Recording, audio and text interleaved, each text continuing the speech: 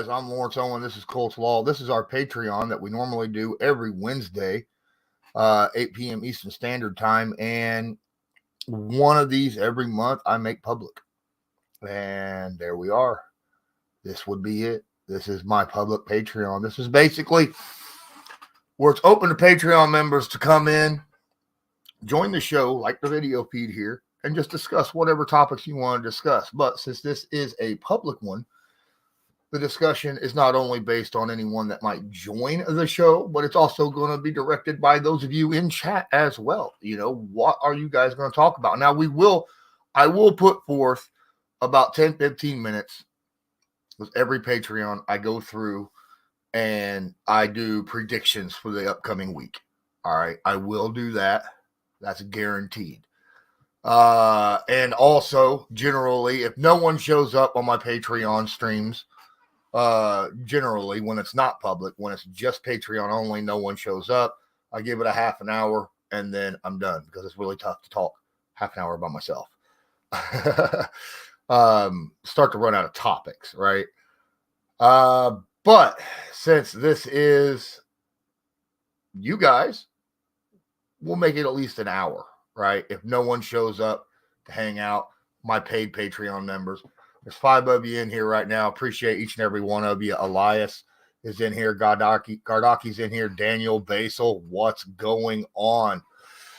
Woo! We get to have a say. That's exactly it, man. That is exactly it. Generally, these end up going all kind of places. Carl, what's up, man?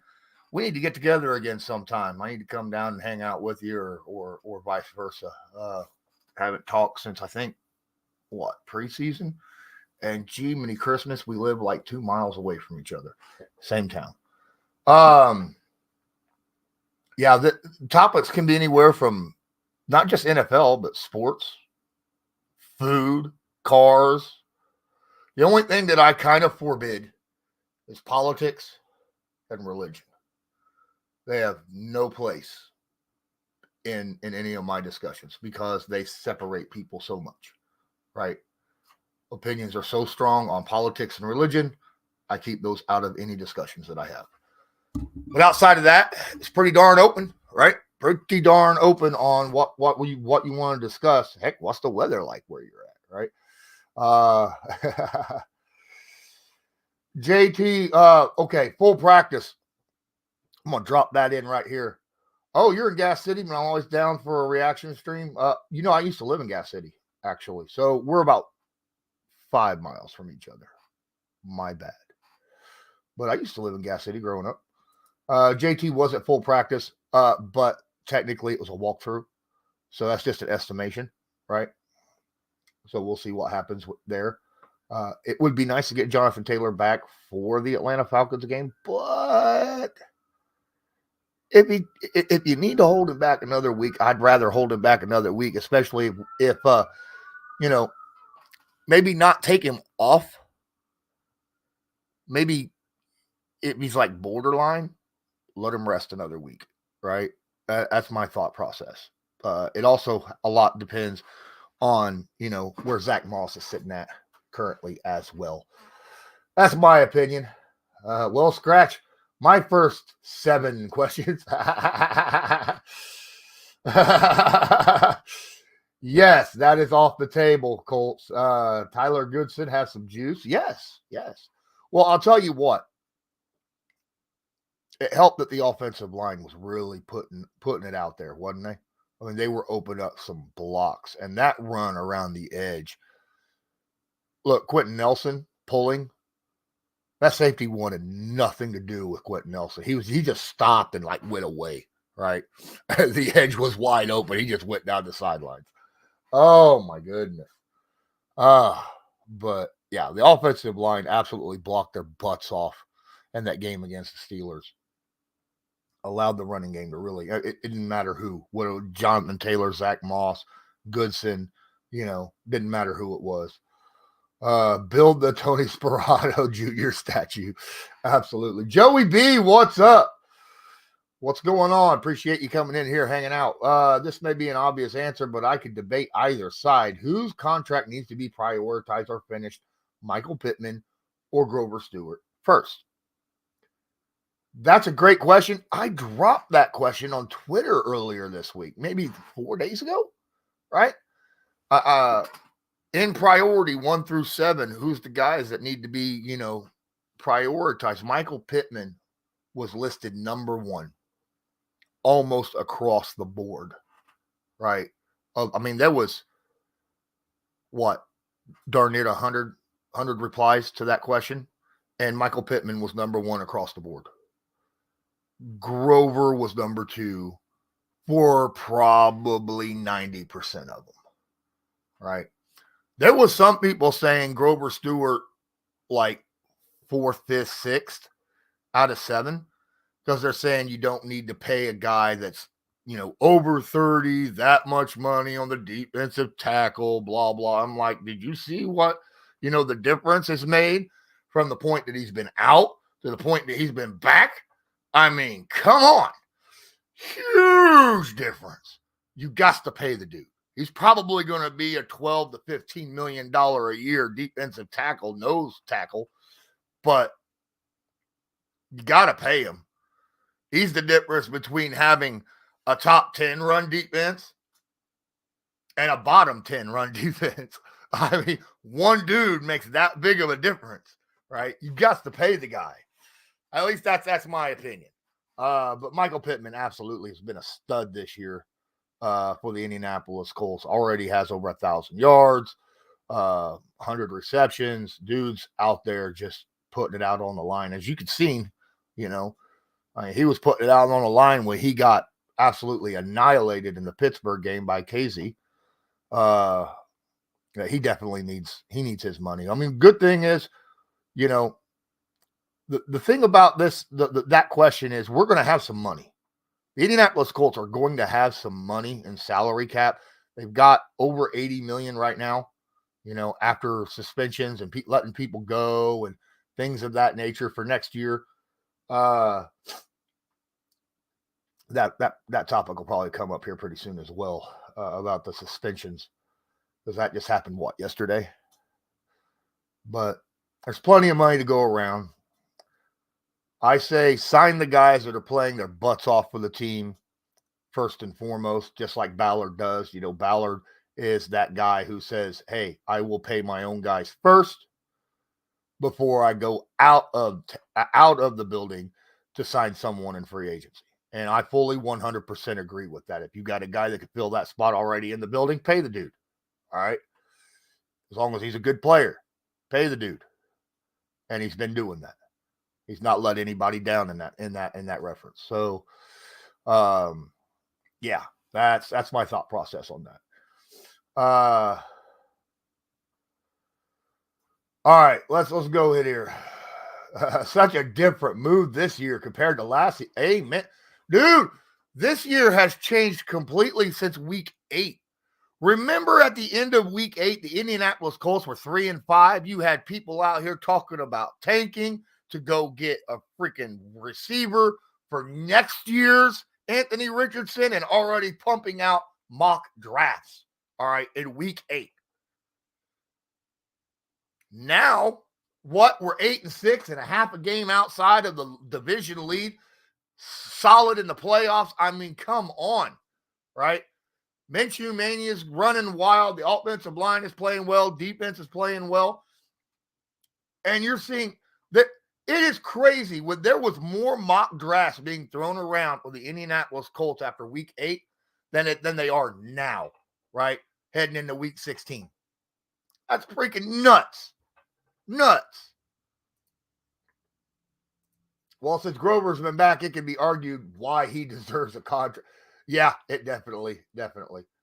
More priority than Pittman. Okay. I don't see it as 1 and 2. I see it as 1A, 1B. Okay. And then on top of that, Kenny Moore, right? Kenny Moore's in that solid conversation of you need to get his ass re-signed too. Okay. Because he has been by and far this year the best nickel cornerback in the NFL. I mean, some Jets fans will have a little bit of something to say about that with Michael Carter, but I still say that Kenny Moore's been better than him overall this year. Blackman is important to keep to some. I'd put him around 4, right? There's been times when he's made some bad plays, but his leadership is so important on the team. Okay. His leadership in the secondary, because it's him and Kenny Moore are the only real, veterans that is in that secondary. Basil says every year 1 to 5 receivers could replace Pittman in the first round. Once a decade can have, yeah, but we're not going to be picking a wide receiver to replace Michael Pittman Jr. Right? It's not happening. Our first round pick this year will probably, I sincerely doubt it goes to a wide receiver. I've not seen Ballard pick a wide receiver the first round pick. It'll probably go to an edge rusher, or I don't know, another corner, right? Might go to a cornerback just to get more depth back there. I don't see that. Just my opinion.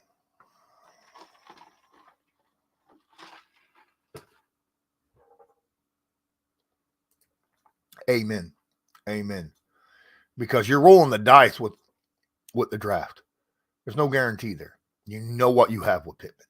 You have a 50-50 guy. A guy that's going to go out there and put forth every bit of effort that he possibly can. What if you go out there and you get a George Pickens, right? What if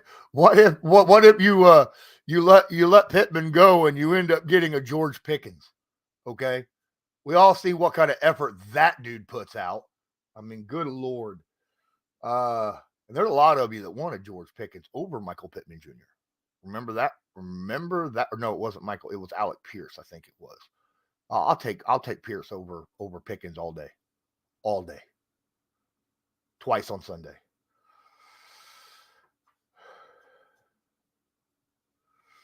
But we're not getting Marvin Harrison Jr. That's the thing.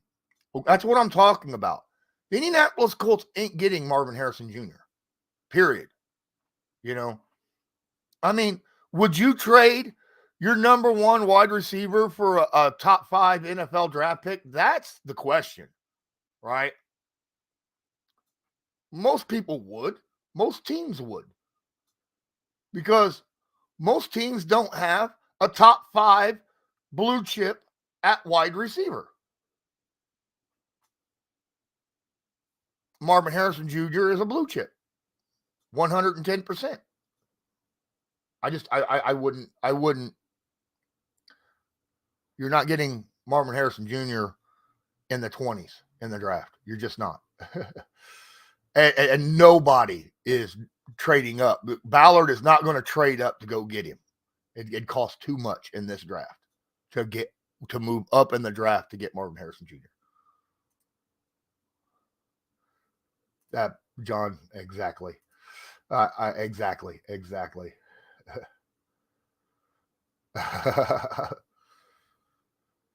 I really think this week we'll decide if the Jags will win the division or not. If the Bucs beat the Jags, then they lose the division. If they win, they win out. I don't know. Because look, any given Sunday, right? Any given Sunday. I get where you're coming from, though.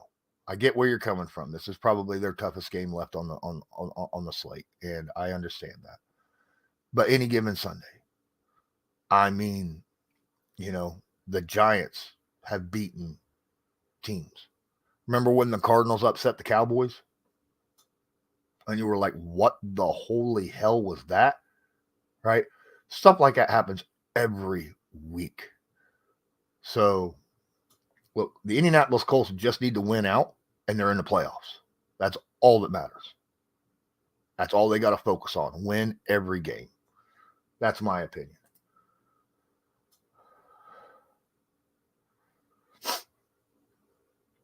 I don't know if they'll go right tackle with the first pick. Look, Braden Smith is still one of the better right tackles in the NFL. He missed a few games this year due to injury. It happens, right?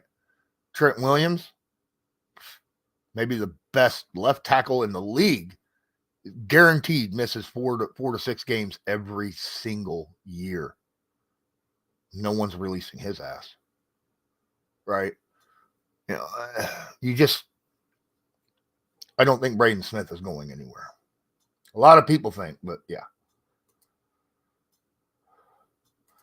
I understand. No, I get where you're coming from, Basil. But that's like saying, to me, that's very similar to saying, well, left tackle position is harder to find than a left guard, so we should move Quentin Nelson to left tackle because left tackle is paid more, it's worth more, and it's harder to get a good one than a left guard.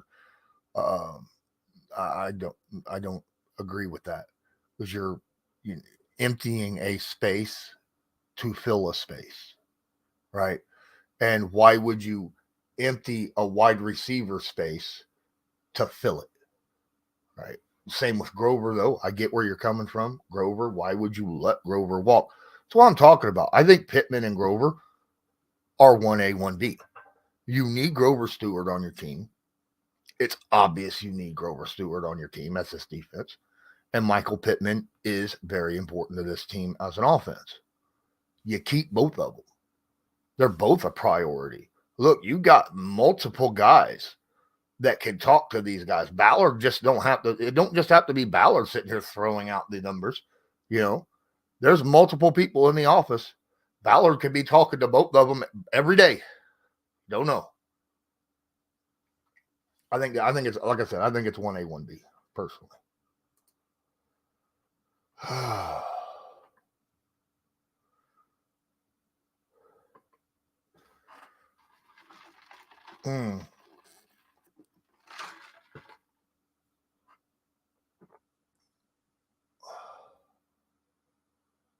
Ballard haters were out in droves. Amen.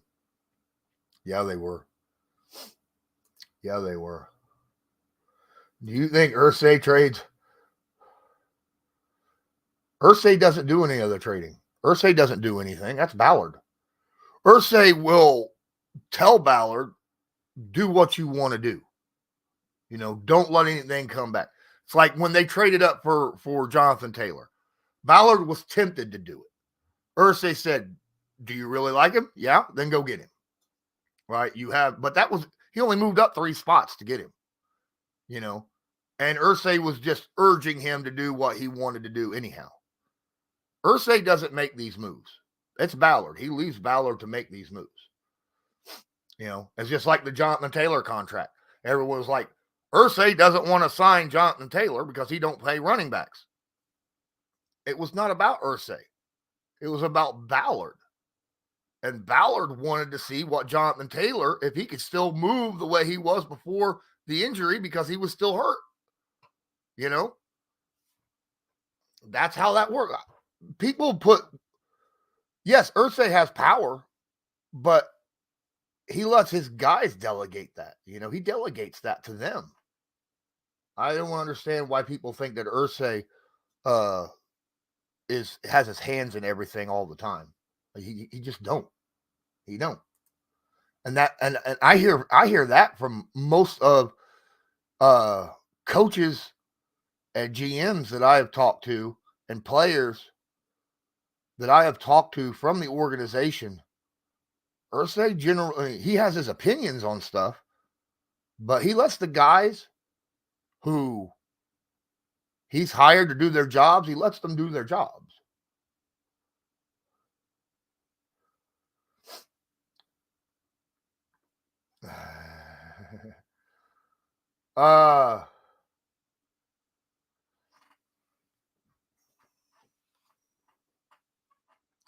Anyhow,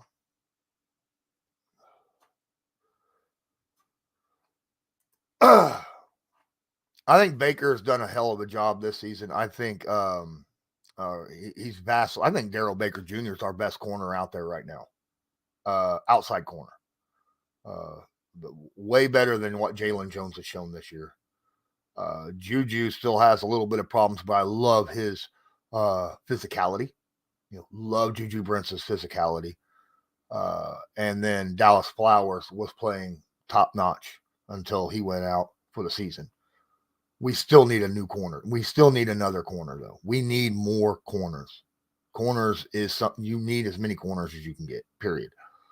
I think we can still actually improve on our cornerback situation. I think this year in the draft, there's an opportunity for us to do that because I feel like we have a pretty rounded roster, right? Overall, offensively and defensively, I think corner is just a place that we could still go get some. But we're already incredibly young at cornerback position.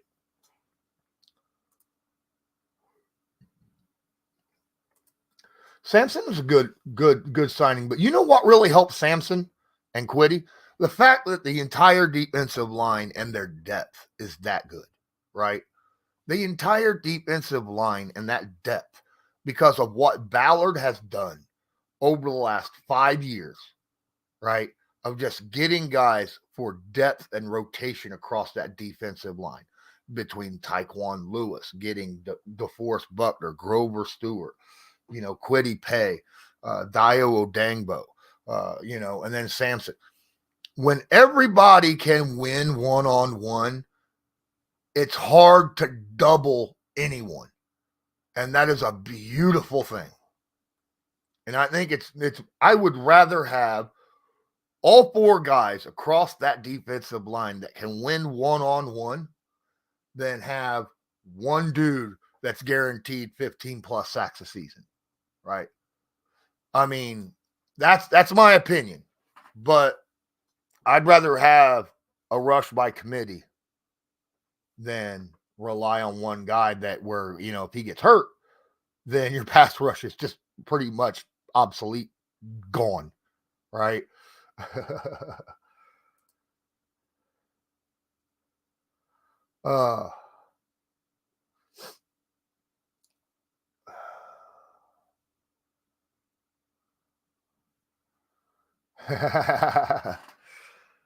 Yeah, Gus Bradley don't need it. He ain't going anywhere anyhow. Gus Bradley won't go. I mean, look, everyone wants to look at yardage and points. All right. Points-wise, a lot of those points come off of the offense turning the football over in bad situations. The Colts are top 10 in most major defensive categories. They're top 10 in quarterback passer rating allowed, right? They only allow, I think, 84 passer rating, which is 7th best in the league, right?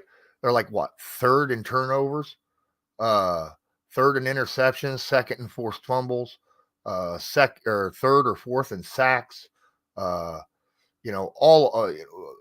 2nd in tackles for loss, right? The offense earlier this year really put the Colts defense in bad spots by a lot of turnovers. They had 8 turnovers in 2 games, and they were in bad spots, right? You can't, and then like fumbled punts at the 1. All right. Well, there's free 7 points, right, for the other team. Stuff like that. It's just not a good situation. Gardner Minshew stepping out the back of the end zone, right? Or a pick 6 or something like that, strip sack inside the 20. Those are things you have to consider when you're talking about how many points was given up. As of late, the last 6 games, you take the average over the last 6 games, and the Indianapolis Colts, I think, are giving up, 17 points a game, which is pretty damn good, right? So, and that's on average, right? Or no, it's a little more than that. I think it's like 19 or some crap like that. But still, they've been pretty good, pretty darn good. So, and then offensively, they've been scoring good on the offense. I really like how the offense is going. We do need better corners. Like I said, we got a lot of youth though, right? That's the thing about our cornerback situation. They were young. early on this year, we absolutely was one of the worst pass defenses in football, period, end of story. We had no experience, none, right, at outside corner. Dallas Flowers was the only outside corner that had any experience, and he only had 2 games of experience. And then he went out with injury. So, it was pretty much learn on the job for our outside corners all year long. And they've slowly gotten better game after game after game after game. So, it takes time, guys, especially when you're, 7th round, 5th round, undrafted. Cornerbacks aren't going to walk in and just be like, shut down, lock down. Otherwise, they would have been a 1st and 2nd round pick, But like I said, I would like another cornerback, though, in the draft, and I'm sure he'll get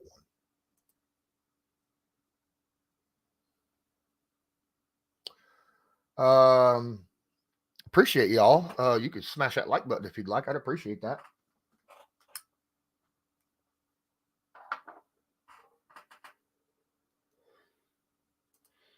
Oh, Irsay was, yes. Okay, so I am 100% sure Irsay was a deciding factor in Saturday as being the intern. 100%. But usually, he had a reason for that because he knew what he wanted at that point. Right. And again, head coaches, that's something between the GM and the owner that generally that's something that's always happens. Right. You have an interview with the GM, you also have an interview with the owner, right? When head coaches are done. Because that's a top person, GM, head coach, that's an owner decision on top of. So yeah, absolutely. That was part of his job. Now the Wentz situation, he made his opinion very, very clear about Wentz. And I think Ballard didn't want him either anymore. I think that was the only reason Wentz was there was because of Reich, and I think Reich had nothing to really defend, to defend that leg that he was standing on. So, but I get where you're coming from.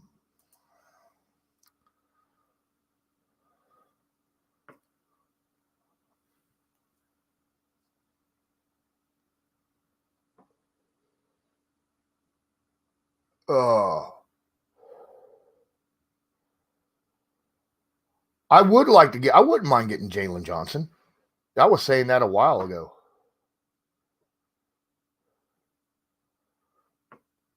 He's got, absolutely.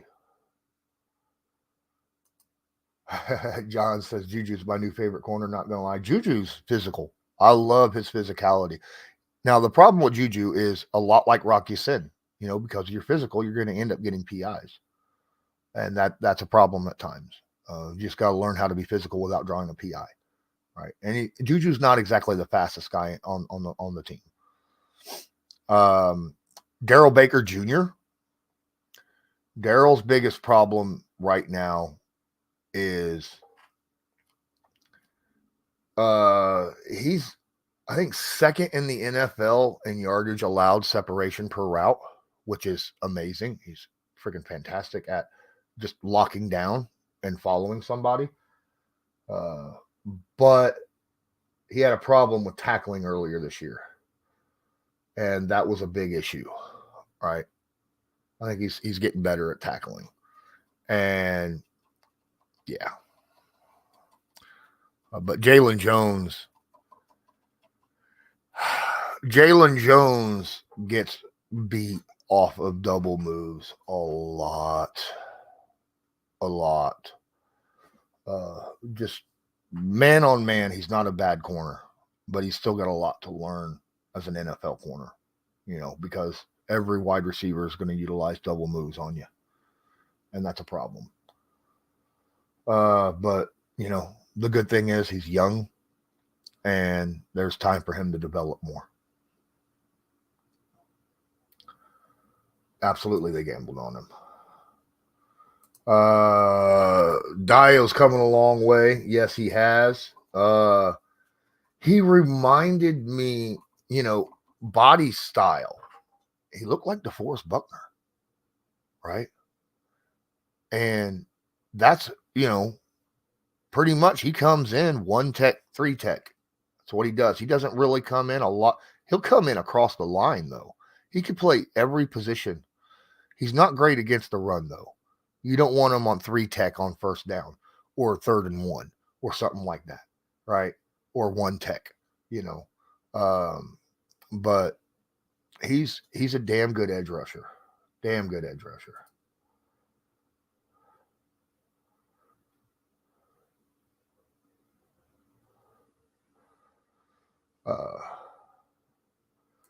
See, we have our deep threat receiver, right? Alec Pierce is the deep threat. The dude is open a ton downfield, a ton.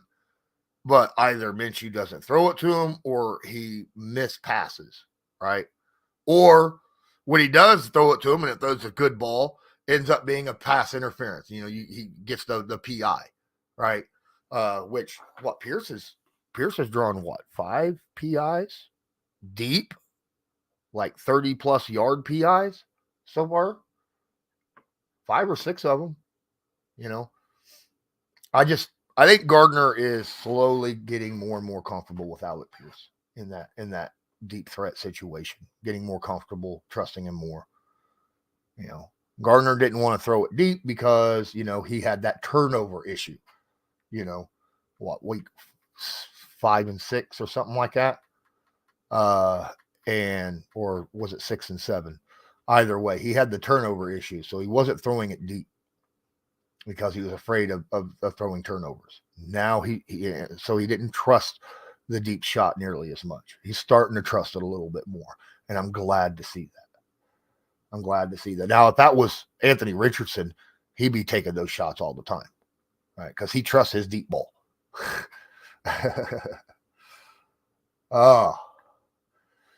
Do we pick up Pay's 5th-year option? We have to decide. Now, I get people are like, yes, pick it up. Yes, pick it up. He might be cheaper not to. He might be cheaper just to re-sign his ass. Look, defensive ends, 5th-year options is going to be expensive as shit. And is he a $15 to $20 million a year guy? Hold on.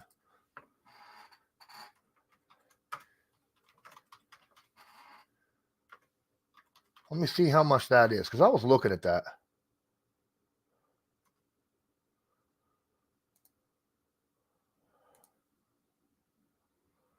Fifth-year option.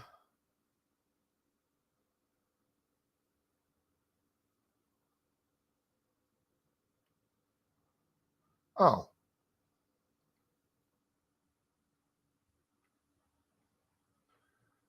Okay. So they're looking at $14 million. Okay. $14 million for a 5th-year option for Quiddy. And make him the 2nd highest paid guy on our defensive line.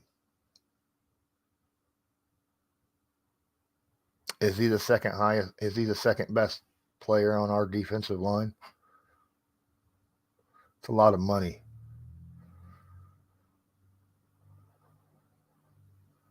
I'd be okay with giving him 10 to 12. I don't know about 14.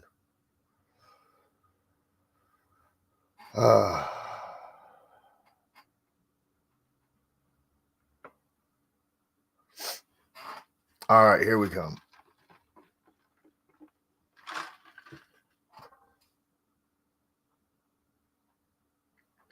Wow, you guys are slamming the chat here. I'm a hard time me keeping up, man.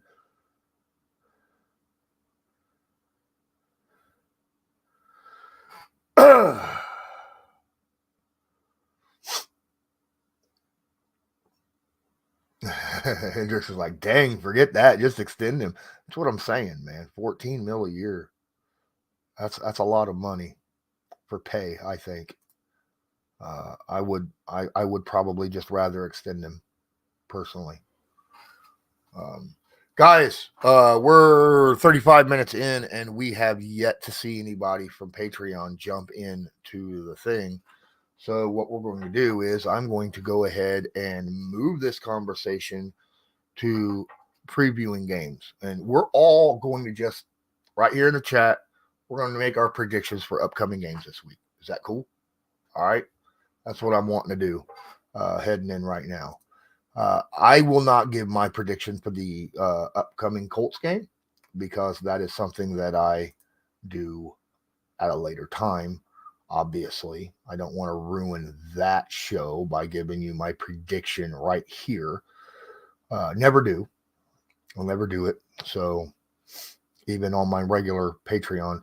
By the way, guys, if you want to come in and be part of these Patreon shows, feel free. You can join Patreon. Link is in the description of the video. I appreciate you guys so much. But I haven't. Oh, I forgot to look at my Streamlabs to make sure no one's donating. If you want to support me on Streamlabs, feel free to do that as well. That is part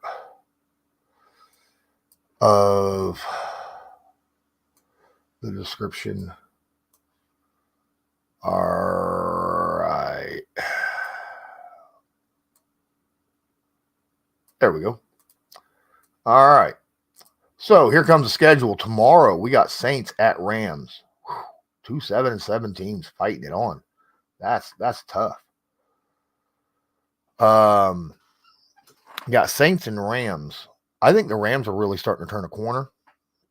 They're starting to look better and better each week. I'm not comfortable with the Saints at all. I think the Rams win at home. Absolutely think the Rams got that.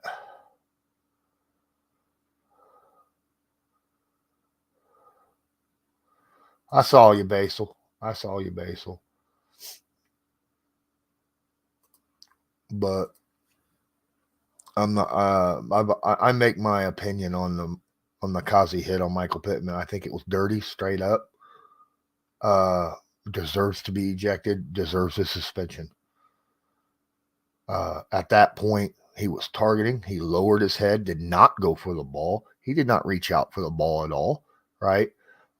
He planted head neck area on a defenseless receiver. When there is a defenseless receiver, it's on the defensive player to make sure that the offensive player's health is utmost priority. And Kazi did not. He went in there and laid into him anyhow and did so at the head neck area. It is in the rules that it is on the defensive player to protect the offensive player when the offensive player is in a defenseless position.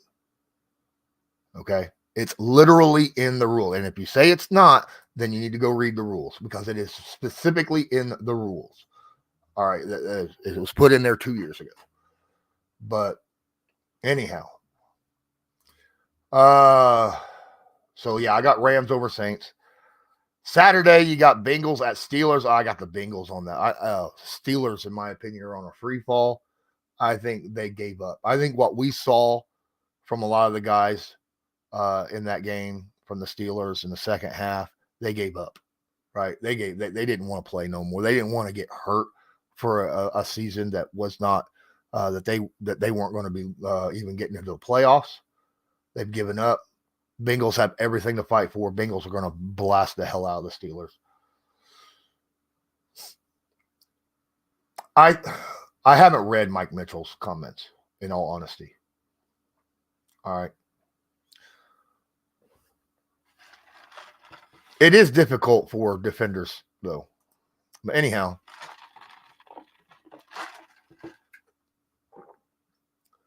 Bills at Chargers. Bills are going to cremate the Chargers, in my opinion. You're going to go into a fair weather area. Bills love fair weather. They just showed that they could actually run the football when they want to and commit to it against the Cowboys. I think the Bills roll over the Chargers easily. No, I don't think Browning will come down to earth in that Steelers game. He might. JJ Watt might have an issue though. That's the only thing. JJ's still playing hard, and you expect that from him. I am not going to be talking about the Colts and Falcons. You're welcome to drop your opinions on the Colts and Falcons, the 1 o'clock game. I won't be doing it because I got to do a preview show for it. Already, me and Donald. You guys know about that. Packers at Panthers. Panthers just pulled off an upset over the Falcons last week. I think that was their last ditch effort to not look completely and utterly useless. Packers roll, without question. Without question, Packers roll over the Panthers. Packers have been on a free fall the last couple games too, though. But yeah, I don't see the Panthers winning that game. Browns Texans going to be interesting, and if I remember right, CJ Stroud is out, right? If I remember right, CJ is already listed as out. I'm not 100% sure, but I mean, we've only got one practice in. But yeah, look, even if he played, I would still lean with the Browns because the Browns defense is just that good. Even if Stroud plays in this game, I'm leaning with the Browns. Because Flacco's been playing pretty darn good football for them, and that defense is just out freaking standing. I think the Browns are a better team overall than the Texans, and that's what that's even if Texans had Tank Dell and CJ Stroud fully healthy. But yeah, it's my opinion on that. Move down. You got 10-4 Lions heading to Minnesota and face the 7-7 Vikings.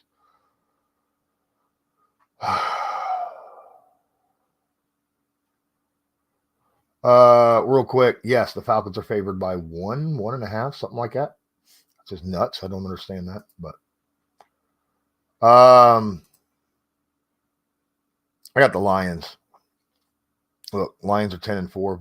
Vikings have been a fighting team, right? They've been out there. They've been pushing it, but weren't they part of that 3-0 game just a couple weeks ago?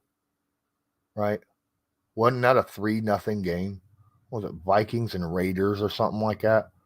Where it was like 3-0. It was the worst game all year played by any team. I got the Lions by 2 scores. That's just my opinion. All right, Basil, you got Vikings at home. That's cool.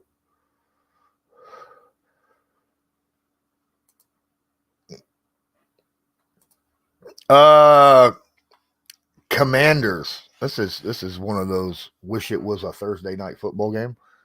4-10 Commanders at the 5-9 Jets. I actually got the Jets in this one. I think the Jets win this game. I think the Jets beat the Commanders. Jets defense is so good. Their defense is so good. So damn good. And if they could just get a little bit of competent play at quarterback, I think they handle Washington and handle them easily. I don't even think Sam Howell's going to be their quarterback next year. I think they draft a quarterback next year.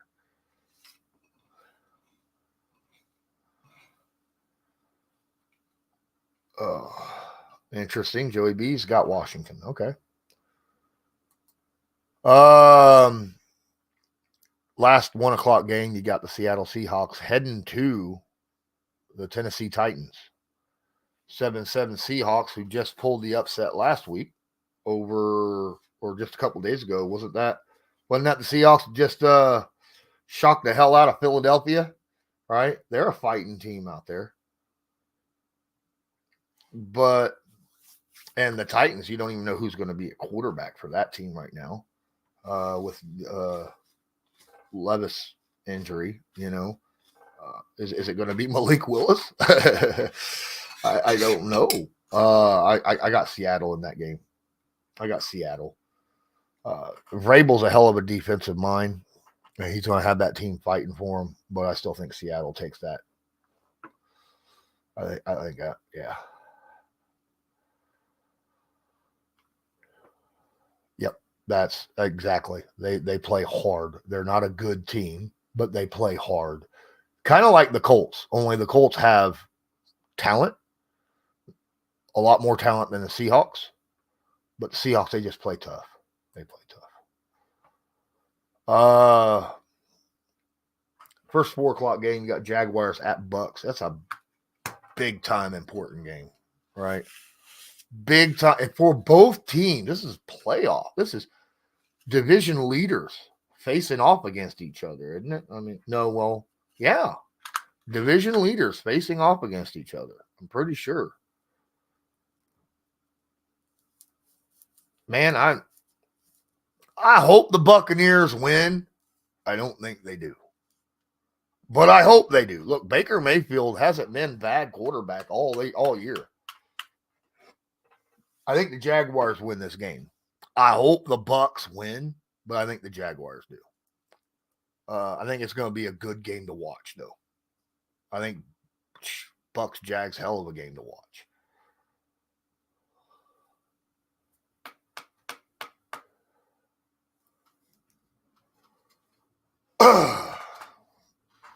Hey, what's going on, Josh? You're running a little late, but I appreciate you showing up. I understand, but you know what? CJ Beathard's not a bad quarterback, so it depends upon either quarterback can play well. This is going to be a good game. I think the Jags win though.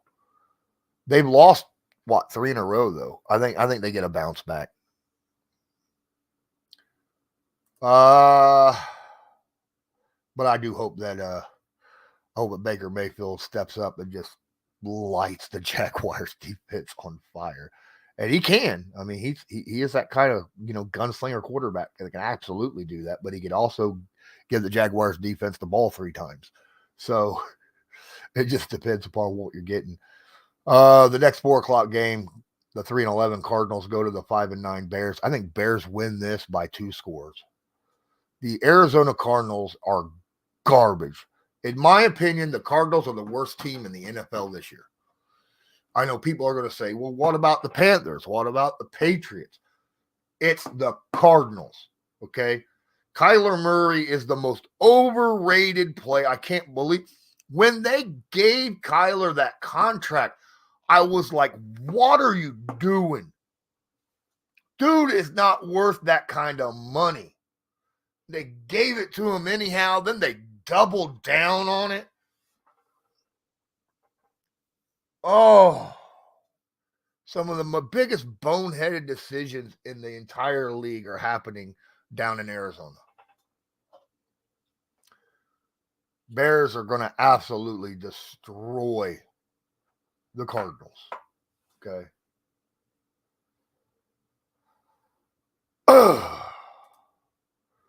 Next game on the list is going to be interesting. Look, a lot of playoff implications in this game. The last 4:00 game, it's at 4:25. 10-4 Dallas Cowboys head to Miami Dolphins, and that 10-4 team, right? Wow, that's a game. That's a game. Now, Donald Thomas is going to tell you that Miami is going to absolutely blow the Cowboys out because the Cowboys can't play on the road against good teams. He's pretty much said that on our last show.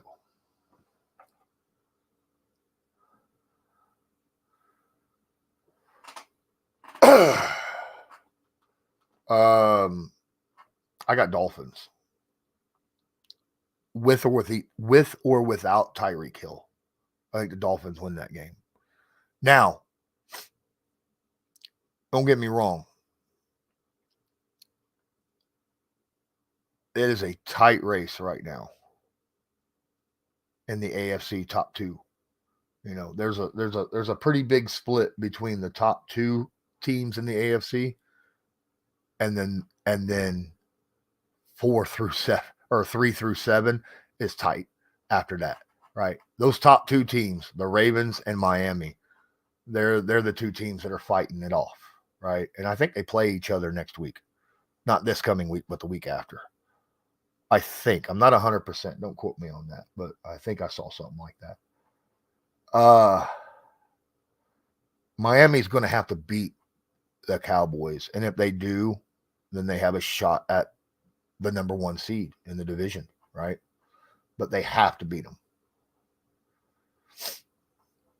Well, not Spirit, not record-wise, though. That's the thing. It's not, record-wise, it's not that. And look, I think the Chiefs right now are as common a team right now, even with Mahomes, as most of your wild card teams. All right, because that offense drops the ball. He has no one he can trust, right, outside of Kelsey, and I don't even think Kelsey's playing right now. But his receivers, he can't trust any of his receivers. Mahomes has also looked human this year, right?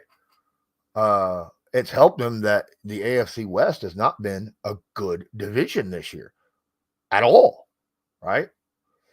I mean, 2 of the 4 teams fired their head coaches this year.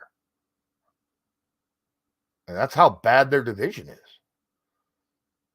So I don't think the Chiefs are as good as what they were in years past. But I think it's just a 2-way race right now for the first seed. Last game, Sunday Night Football. This is going to be a bloodbath.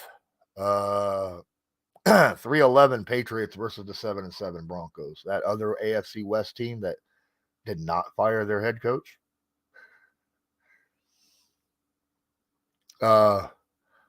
Look, the Patriots have the worst offense in football. They have a decent defense, but their offense is their offense is bad. Okay. I got the Broncos in this one. I don't even have to think about that at all. You got 3 games on Monday night. And it's not a Monday night. It's 3 games on Christmas, as we all know. Ho, ho, ho. Merry Christmas. You got a 1 o'clock, 4:30, and an 8:15. First game, Raiders at Chiefs. 6-8 versus 9-5. Do not sleep on the Raiders. They have been playing pretty darn good football as of late, right? Ever since they fired their head coach, the Raiders all of a sudden look like a decent team. They still, they have their blips and stuff, but they come out and they fight their butts off. I would not be surprised. But this right here, you got Chiefs over Raiders, 24-21, tight game. I respect that. I think it's going to be a tight game. I think it's going to be like a 17-20, 24-21 type game.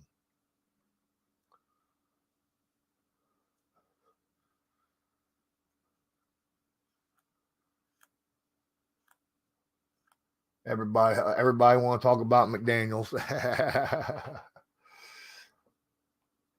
I think the Chiefs should win this game, but I would not be surprised if the Raiders do. I really would not. And if the Raiders do win that game, then you're going to have, there's a chance that the Chiefs will be tied with like 5 other teams in the AFC in the race. The only thing that's saving them is that nobody catching them in their division. Right. Right? Ain't that weird? Yeah. It's just weird stuff, man. But they could definitely do some stuff. I got the Chiefs, but I still think the Raiders could absolutely win that game. 4:30, you got the Giants at Philadelphia. Talk about team sliding. 3 in a row for Philly. What? Holy crap. They let the wrong coach go in Philadelphia, right? They wish that Shane Steichen was still on that team. Don't you think that? Yeah, I'm pretty darn sure. Bring Shane back. Too late, we got him. He's ours. Ha ha. Look, if they lose to the Giants, then they deserve all the criticism in the world. The thing that Sirianni is going to have to do with the Philadelphia Eagles is they're going to have to, during practice, dig down and remember who they are, right? This is a physical football team. They are to win in the trenches.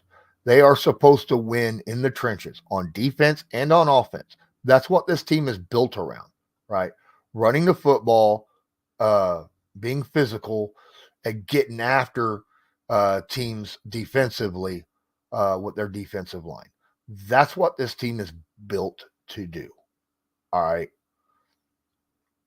And until they get back to playing that kind of style football, and let's be fair, we're in late December. Teams that can play that are going to win games. Teams that can't play that are not going to win games. So they got to get back to doing that and doing it well and get back to their identity.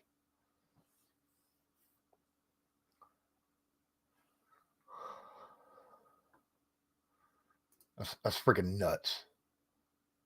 Freaking nuts. I got Eagles winning. They need to win. They should get back on track. They should have got back on track last week. But I got the Eagles winning this game.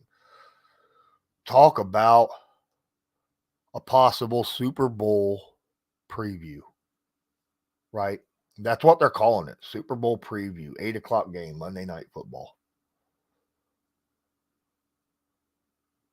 The Baltimore Ravens, who are 11-3, traveling to San Francisco, who are 11-3. It could very well be. I don't think it's going to be a Super Bowl preview. I don't think that Baltimore makes it. San Francisco is by far and away the better team in the NFC. They probably do make it. I don't think Baltimore does. I don't think there's a team in the AFC that isn't without its flaws that can't be beaten by another decent team in the AFC. I think the Niners should win this game, but I think it's going to be a slugfest. It's going to be a good game. I think this is, I don't know what the over is in this game. I haven't looked, but holy crap. Let me check. Maybe it'll say. Nope. So the Ravens have the number one rushing attack in the league. The Niners have the number 3. But the Niners also are the second best passing attack in the league. They have the number 2 offense and the number 9 defense, where the Ravens has the 5th best offense and the 2nd defense. This is going to be a freaking battle, guys. A battle.